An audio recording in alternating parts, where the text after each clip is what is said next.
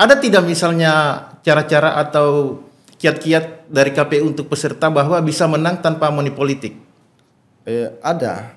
Berarti intinya sebenarnya tanpa uang juga bisa menang, Pak? Bisa.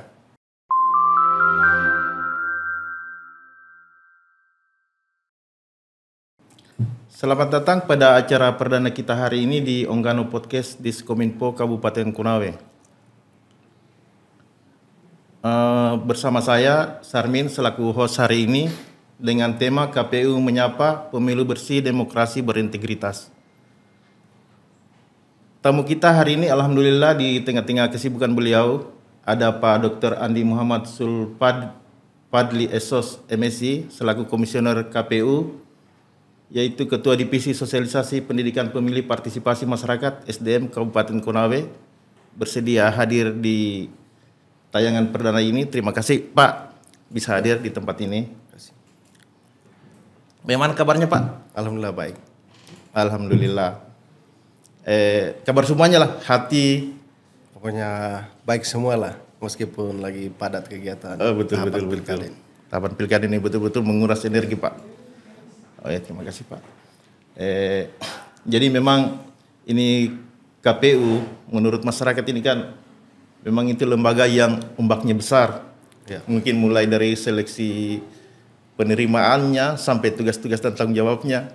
Karena mungkin orang-orang yang berkepentingan itu bukan orang-orang biasa Pak. Orang-orang yang hebat. Jadi dibutuhkan mungkin energi yang lebih besar. Ya. Mungkin Bapak pakai baterai alkalin ya? Supaya tidak capek? Enggak? Ya, enggak juga. Dinikmati saja supaya tetap semangat. Ya, tapi kan itu persepsi masyarakat, Pak. Sekarang mungkin masyarakat ingin tahu apa itu KPU dan apa peranannya dalam pemilihan umum atau pilkada langsung seperti ini. Baik, kalau terkait KPU sebenarnya KPU itu adalah penyelenggara pemilu ataupun pemilihan kepala daerah yang dimana KPU itu bersifat tetap, mandiri maupun dia independen.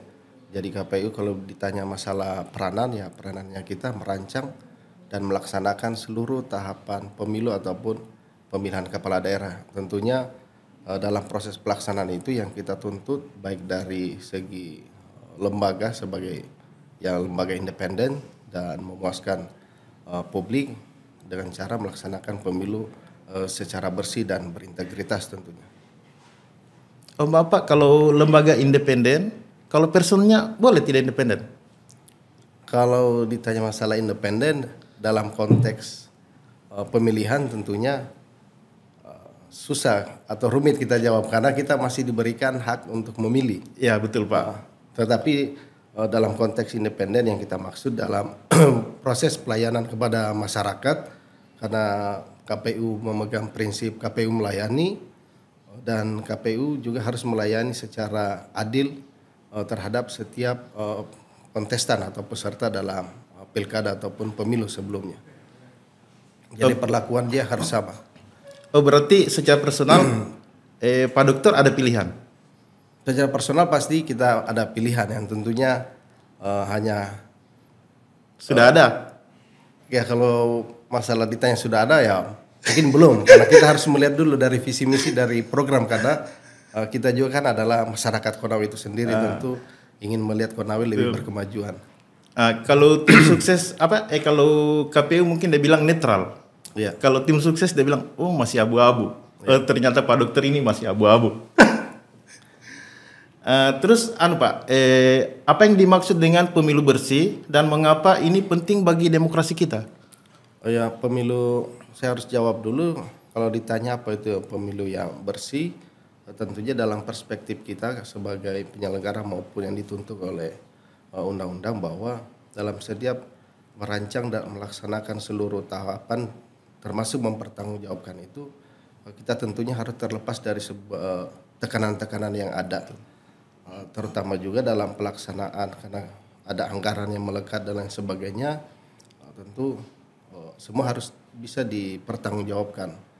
Dia harus akuntabel dan kemudian juga karena KPU Kabupaten Kota memiliki badan ad hoc yang bersifat sementara yang melaksanakan event atau kegiatan pemilihan ini, tentunya kami juga menuntut person-person yang ada di tingkat kecamatan ataupun di desa kelurahan itu tidak terafiliasi. Dia bersih, termasuk juga tidak terafiliasi dari partai politik ataupun kepentingan-kepentingan lain yang kira-kira dapat mengganggu tahapan. Dan ketika kami dianggap bersih, tentunya kepercayaan publik itu akan naik sehingga pelaksanaan pilkada ataupun pemilu itu dapat terlegitimasi bahwa orang-orang yang kita hasilkan melalui seleksi dalam pemilihan ini dipercaya oleh publik bahwa inilah yang menjadi pilihan, karena dalam proses penyelenggaraan itu juga dianggap bersih oleh masyarakat. Saya kira seperti itu. Terus bagaimana Bapak menjaga atau menjamin bahwa anggota Bapak yang di struktur di bawahnya itu benar-benar bersih seperti apa yang dimaksud tadi Bapak? Kalau itu kan kebetulan saya membidangi bagian sumber daya manusia, bertanggung jawab dalam proses seleksi itu. Tentunya ada ketentuan-ketentuan yang disyaratkan pada saat pembentukan PPK ataupun PPS. Yang tentunya salah satu yang paling penting itu tidak terafiliasi dengan kandidat ataupun partai politik. Untuk menjaga itu, kebetulan kalau di KPU itu ada 5 divisi, saya salah satu mengampu divisi sumber daya manusia dan ada juga divisi hukum dan pengawasan. Kalau terkait evaluasi kinerja dan etika itu ada di ranah saya. Kemudian apabila itu dianggap bahwa ada penyelenggaranya kami terindikasi tidak netral atau tidak independen, maka kita akan bawa ke ranah kode etik. Dan kebetulan dalam kabupaten kota, KPU kabupaten kota itu ada tim pemeriksa yang terdiri dari 3 orang yang diketuai oleh divisi hukum dan pengawasan, dan salah satunya saya sebagai ketua divisi SDM sebagai ex officio dalam tim pemeriksa. Dan berkaca di pemilu kemarin, ada beberapa badan ad hoc kami yang kita berhentikan secara tidak hormat karena dianggap dia terafiliasi atau tidak independen lagi sebagai penyelenggara pemilu. Dan insya Allah kita akan tetap konsisten di pilkada ke depan. Iya, baik Pak. Kalau ini kan ada persepsi masyarakat bahwa, bukan masyarakat ya, kalau tidak salah ini sepertinya tim sukses. Tim sukses itu mungkin ini aturannya ada seperti itu, bahwa kita itu kalau menang harus curang. Bagaimana Bapak menyikapi atau mengantisipasi kecurangan pemilu yang akan terjadi? Kalau terkait curang, kalau kita berkaca dari pengalaman-pengalaman sebelumnya dan sampai pada hari ini dengan kemajuan teknologi dan informasi yang lebih cepat sampai kepada masyarakat, saya rasa persepsi tersebut agak keliru juga. Karena kalau di mata penyelenggara juga, kita tidak bisa menentukan siapa yang harus menang. Karena yang menentukan adalah masyarakat. Kalau seumpama disuruh bahwa penyelenggara harus curang, ya konkretnya seperti apa kalau kita harus curang? Karena kita tidak mungkin juga seumpama kita akan menggelembungkan suara dari calon tertentu atau paslon tertentu, di mana semua sudah ada smartphone dan lain sebagainya. Ketika dilakukan penghitungan suara, ada chip plano yang ditempel di setiap TPS, itu kan kita berikan kesempatan kepada masyarakat atau seluruh stakeholder untuk mendokumentasikan. Jadi ketika ada perselisihan dalam proses rekapitulasi, tentunya ada data pembanding. Boleh datang dari masyarakat, boleh dari instansi-instansi tertentu. Apalagi sekarang kan kita tidak bekerja sendiri, KPU hanya melaksanakan teknis penyelenggaraan pilkada, dan kemudian ada rekan-rekan kita di Badan Pengawas Pemilu yang tentunya seluruh tahapan yang kita laksanakan mereka juga awasi. Kemudian ada tim dari Kejaksaan yang tergabung dalam Gakumdu, kemudian juga saya dari Ketua Divisi Partisipasi Masyarakat tentunya selalu mengupayakan keterlibatan pemantau pilkada. Dan alhamdulillah di Kabupaten Konawe pemantau pilkada itu sudah ada 2. Yang pertama dari Komite Independen Pemantau Pemilu, dan kedua kemarin yang sudah kita plenokan dan ditetapkan sebagai pemantau pemilihan bupati dan wakil bupati Konawe, yaitu Jaringan Demokrasi Indonesia atau JADI Konawe. Jadi saya rasa persepsi itu agak susah dibuktikan. Tetapi kita tidak bisa menghalangi ketika persepsi itu masih ada. Mungkin berkaca dari pengalaman-pengalaman mereka yang saya anggap juga sulit untuk dipertanggungjawabkan terhadap klaim tersebut terhadap penyelenggara. Saya rasa demikian. Oh ya, baik, makasih Pak Dokter. Pak Dokter, ini kan kalau saya melihat sistem pemilu kita ini dari pemilu ke pemilu ini tidak ada yang berubah secara signifikan. Mungkin ada perbaikan-perbaikan, tapi sedikit saja. Yang berubah ini menurut saya lihat ini di lapangan, yang berubah itu perilaku pemilih kita. Pemilih kita dari yang dulu pragmatis sekarang sangat pragmatis. Nah, sekarang bagaimana KPU ini untuk meminimalisir politik uang pada saat pemilu terjadi? Baik, kebetulan sebenarnya basically saya adalah seorang akademisi, tentunya sebelum masuk di KPU kebetulan disiplin ilmu saya masalah terkait ilmu politik. Sebenarnya bisa saya jawab secara dari sisi akademik, tetapi tentu saya tidak boleh keluar dari konteks saya sebagai penyelenggara, dalam hal ini KPU. Tentunya untuk terkait mitigasi tersebut, melakukan pencegahan, alhamdulillah sejauh ini kita senantiasa melaksanakan sosialisasi dan pendidikan pemilih untuk mengukur tingkat partisipasi masyarakat. Perbedaan dari sisi sosialisasi, seumpama sosialisasi adalah untuk menjaga hak masyarakat dengan cara memberikan informasi terkait jadwal dan tahapan. Mungkin sama seperti yang dilaksanakan oleh Keminfo Konawe hari ini untuk menginformasikan kepada masyarakat terkait kegiatan-kegiatan pemerintahan, seumpama contoh. Dari sisi pendidikan pemilih, tentunya kita berbicara terkait kewajiban masyarakat. Salah satunya adalah untuk menjawab persoalan sampai hari ini terkait money politik atau politik uang. Sehingga dalam pendidikan pemilih itu banyak kita berikan informasi-informasi kepada masyarakat terkait dampak buruk dari adanya politik uang. Dan sejauh ini itu yang bisa kita lakukan, dan dalam penentuan proses pelaksanaan sosialisasi dan pendidikan pemilih, khususnya dari segmen pendidikan pemilih, kami mengundang narasumber yang kita anggap capable dan kredibel untuk mengedukasi masyarakat. Karena saya rasa masalah politik uang hari ini khususnya di Indonesia, bukan hanya di Konawe tentunya, masih menjadi problem bersama. Jadi sejauh ini yang kita lakukan adalah melaksanakan edukasi. Kalaupun pencegahan di lapangan tentunya itu menjadi tugas dan wewenang lembaga lain seperti Badan Pengawas Pemilu ataupun pihak kepolisian dan kejaksaan. Saya rasa demikian. Terus apa saja tantangan utama yang dihadapi KPU dalam menjaga integritas pemilu di Kabupaten Konawe?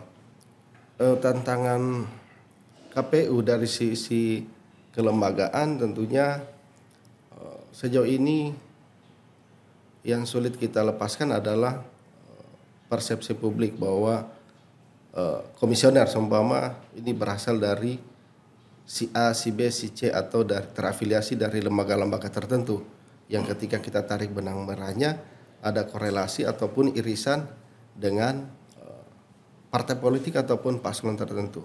Tetapi saya rasa itu adalah sah-sah saja ketika masyarakat menganggap itu. Yang menjadi yang wajib kita laksanakan adalah membuktikan kepada masyarakat bahwa kita bisa melaksanakan pemilu ini secara berintegritas, secara jujur, secara adil, bersih tentunya juga.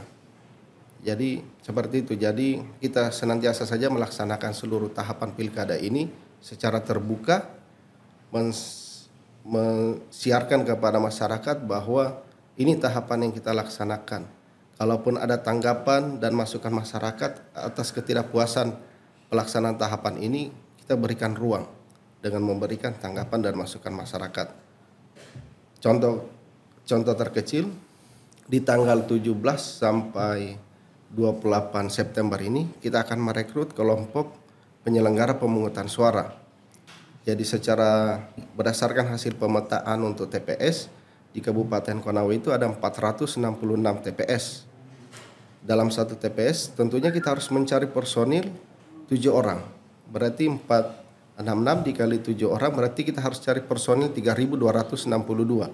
Dan secara kuantitas 3.262 itu tidak menutup kemungkinan ada kelengahan dari penyelenggara khususnya seumpama PPS, karena itu adalah wewenang PPS yang ada di desa kelurahan dalam merekrut KPPS ini tidak bisa mengidentifikasi secara teliti bahwa ada calon KPPS ini adalah simpatisan atau terafiliasi dengan Bapaslon tertentu. Untuk mengantisipasi hal tersebut supaya penyelenggaraan ini dikatakan tetap bersih dan berintegritas, maka ada ranah pemberian tanggapan dan masukan masyarakat. Saya sebagai pengampu divisi SDM tentunya kemarin sudah berupaya untuk berkoordinasi dengan lembaga-lembaga seperti di Badan Pengawas Pemilu dan termasuk panitia pengawas kecamatan untuk sama-sama mengawasi proses perekrutan ini. Karena jangan sampai PPS kami dengan kesibukan yang padat ada kelengahan sehingga yang dilahirkan sebagai KPPS itu adalah orang yang tidak bersih atau dianggap terafiliasi dengan Bapaslon tertentu.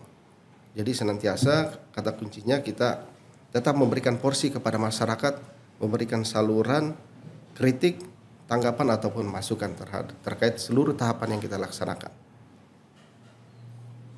Pak Dokter, minta maaf kita kembali lagi tadi itu di politik uang, karena politik uang ini kalau di masyarakat ini ramai sekali kalau dibahas itu politik uang. Misalnya masyarakat kita itu sudah teredukasi dengan baik bahwa bahaya politik uang untuk demokrasi kita. Terus pesertanya berpikir kalau udah pakai uang udah bisa menang. Ya. Bagaimana? Apa ada sanksi untuk peserta itu? Kalau terhadap peserta selama bisa dibuktikan tentu ada saksi. Saya tidak bisa menjawab secara gamblang karena itu adalah masuk dalam ranah teman-teman yang ada di Badan Pengawas Pemilu. Jadi kalau kami dari sisi KPU hanya memberikan tanggung jawab kepada masyarakat, memberikan edukasi terkait bahaya atau dampak buruk dari politik uang. Kalau ditanya masalah sanksi sudah pasti ada dan itu bisa berujung pada tindak pidana. Dan kita kan tentunya ada Gakumdu, Sentra Penegakan Hukum Terpadu yang tentu berkolaborasi antara Bawaslu, Kejaksaan dan pihak kepolisian. Jadi itu bukan menjadi tanggung jawab kami. Tanggung jawab kami adalah tidak membiarkan itu akan terjadi. Ketika itu sudah terjadi ataupun terjadi, itu sudah masuk ranah teman-teman yang ada di Badan Pengawas Pemilu. Seperti itu. Iya Pak, jadi mungkin KPU ini untuk menjaga pemilu berintegritas itu dia bikin aturannya bahwa pemilu itu jangan curang. Pemilu itu jangan money politik. Tapi pesertanya ini berpikir kalau tidak money politik tidak bisa menang. Ada tidak misalnya cara-cara atau kiat-kiat dari KPU untuk peserta bahwa bisa menang tanpa money politik? Bahwa cara berpikir mereka itu salah? Ada sebenarnya. Kalau sejauh ini dari sisi saya hanya bisa menjawab dari sisi kelembagaan. Artinya karena kita hanya melaksanakan regulasi atau aturan yang ada, jadi saya tidak bisa berkomentar keluar dari peran kami sebagai KPU. Jadi itu tadi saya hanya bisa menjawab, kita hanya memberikan edukasi dan pemahaman kepada masyarakat. Buktinya dari 28 kecamatan saat ini kita sudah melaksanakan sosialisasi dan pendidikan pemilih di 11 kecamatan. Tadi saya diskusi dengan Pak Kadis bahwa terakhir seumpama dalam kita laksanakan sosialisasi ada segmen kita memilih wilayah perbatasan seumpama. Itu jelas alasannya kenapa kita pilih contoh di Ulu Onembute atau di Desa Wowosanggula di Kecamatan Puriala. Ini keluar dulu dalam konteks politik uang seumpama. Kita ke sana di Desa Wowosanggula karena itu daerah perbatasan yang ada ujung dari Kabupaten Konawe di bagian selatan. Menyeberang sedikit lewat jembatan itu kan sudah Konawe Selatan. Sementara secara kultur yang ada di Desa Wowosanggula dengan desa setelah itu adalah masih satu rumpun. Takutnya ada penggunaan hak pilih lebih dari satu kali setelah memilih di Kabupaten Konawe, memilih lagi di Konsel. Itu membahayakan untuk mereka dan membahayakan juga untuk KPU karena kita harus tentunya akan melaksanakan pemungutan suara ulang. Nah, itu dari sisi lainnya. Kemudian dari sisi politik uang seumpama itu kan kita punya data seumpama dan termasuk mencari informasi dari rekan-rekan media, rekan-rekan NGO dan stakeholder yang lain terkait di kecamatan mana money politik kira-kira masif dilakukan oleh Bapaslon oleh tim partai politik seumpama. setelah kita petakan, maka kita harus turun ke sana dengan jalan memberikan edukasi terkait mendidik masyarakat bagaimana memilih secara baik, dampak buruk dari politik uang ketika seorang kandidat itu terpilih, sebentar apa yang kita rasakan. Apakah hari ini masyarakat ingin berkomitmen dengan Bapak Paslon dengan tempo yang singkat atau ingin berkomitmen secara jangka panjang. Secara singkat seumpama ya jangan terima uang, karena ketika Anda sudah dikasih uang maka selesai komitmen itu.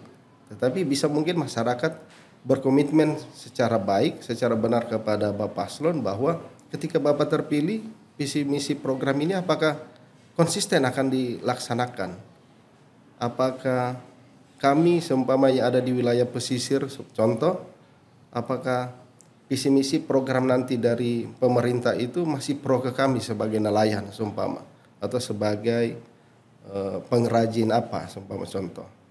Jadi itu pesan-pesan yang selalu kami berikan, termasuk seumpama narasumber-narasumber itu memberikan informasi masyarakat bahwa bahayanya politik uang secara pidana seumpama, karena pemberi dan penerima itu resikonya sama. Jadi bukan kita takut-takuti, tetapi minimal ada bayangan-bayangan bahwa jangan persoalan kontestasi satu hari ini menghambat aktivitas-aktivitas kita. Apalagi ada mungkin jangan sampai kita kena sanksi sosial dari masyarakat karena sanksi pidana dari politik uang. Jadi seperti itu.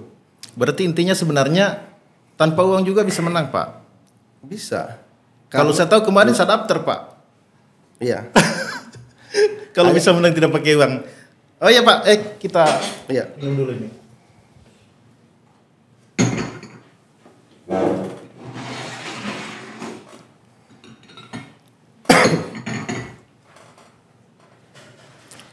Ini yang disajikan sama teman-teman ini Pak, teman-teman dari Komin.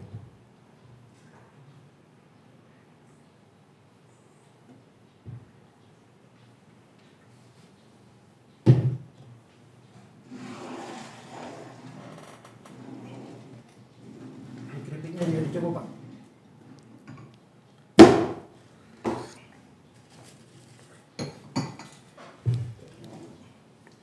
Ini produk lokal Pak, UMKM produk lokal.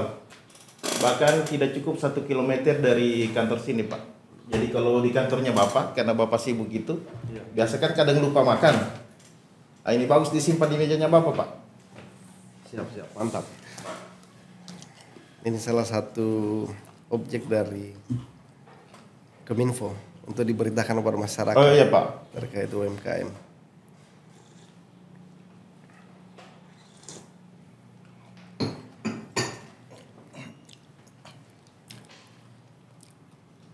Terus itu Pak, apa yang dapat dilakukan masyarakat untuk mendukung pemilu yang bersih dan berintegritas? Iya, karena pemilu itu bersih dan berintegritas bukan hanya dari sisi memotret penyelenggara pemilu itu, tapi juga masyarakat dapat membuktikan bahwa pemilu itu dapat berjalan bersih dan berintegritas dengan cara memilih seorang Bapak Paslon dari sisi visi misi dan program. Itu tadi di awal saya katakan bahwa masyarakat harus berkomitmen secara jangka panjang kepada setiap pasangan calon, karena yang mengotori dalam proses pemilu dan pilkada itu tentunya adalah money politics atau politik uang, yang sampai hari ini kita belum temukan formulasi apa yang tepat. Tetapi sejauh ini sebenarnya kalau kita ingin berkomitmen, ya masyarakat juga itu harus jadi pengawas sendiri. Selain ada badan pengawas pemilu, ya masyarakat juga bisa jadi pengawas. Umpama ketika melihat di lapangan ada money politik atau kecurangan, tentunya itu kan bisa mengikis komitmen kita untuk melaksanakan pilkada secara berintegritas. Jadi bisa melaporkan. Yang penting melaporkan itu sesuai dengan ketentuan. Jangan sampai juga kita mengupload dan itu ternyata menjadi pukulan balik untuk kita. Jadi itu yang bisa dilakukan oleh masyarakat. Tidak terbuai oleh janji-janji dari tim calon, dari pasangan calon, bahwa nanti di hari H saya akan kasih duit segini supaya pilih saya. Ya, saya rasa masyarakat tidak boleh dibeli suaranya untuk komitmen kita 5 tahun ke depan. Berarti memang masyarakat dituntut ini harus aktif, Pak. Siap. Untuk pemilu kita yang berintegritas. Harus aktif. Apalagi sekarang kita sudah punya akun media sosial, Facebook, bisa disampaikan kendala-kendala tersebut. Oh ya Pak, cepat sekali sekarang Pak informasi. Ya. Terus Pak, bagaimana KPU berkomunikasi atau membangun komunikasi dengan masyarakat untuk memastikan mereka mendapatkan informasi yang akurat tentang pemilu? Kita di KPU tentu juga ada bagian kehumasan.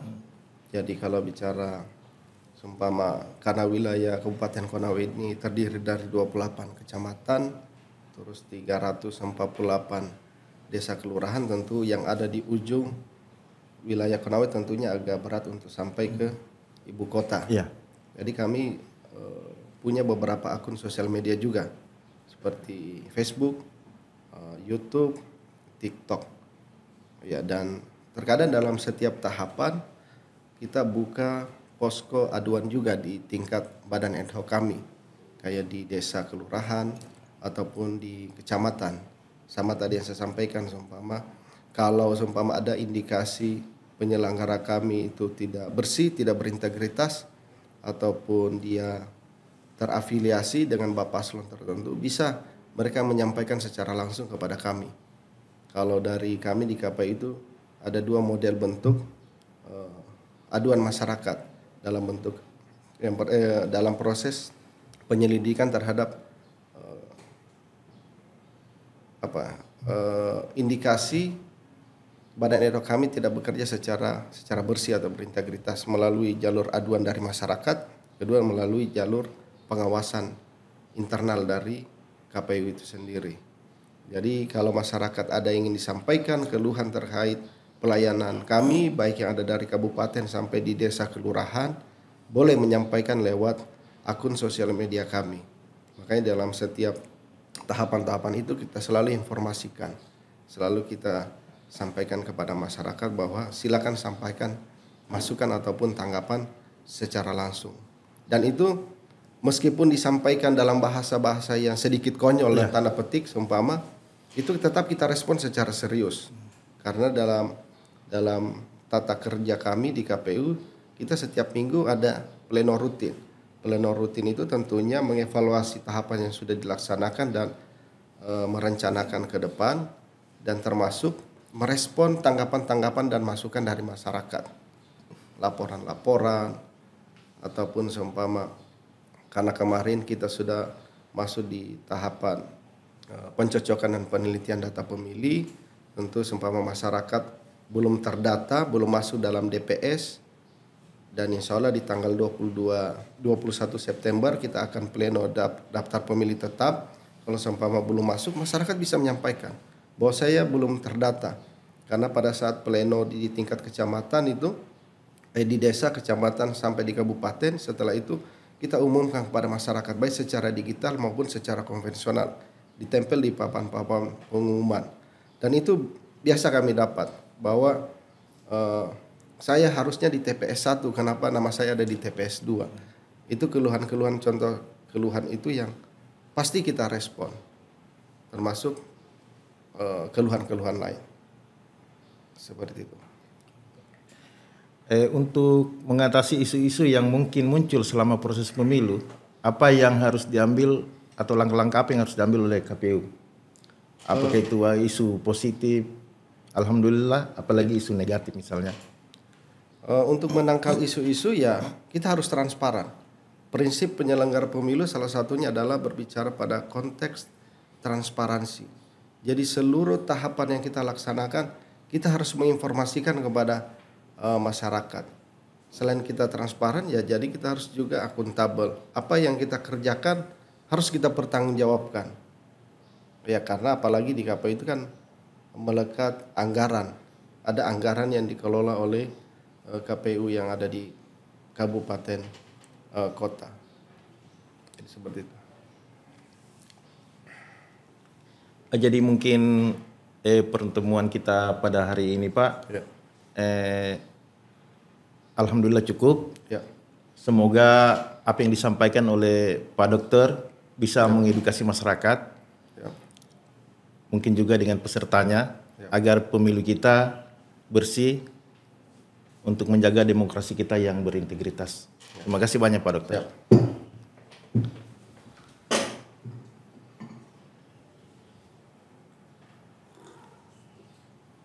Dan giat hari ini kita ini Pak disponsori oleh keripik ini ya, keripik Mombulan. Bulan. Ya. Siapa? Mamanya Bulan. Kayaknya ini mamanya Bulan ini.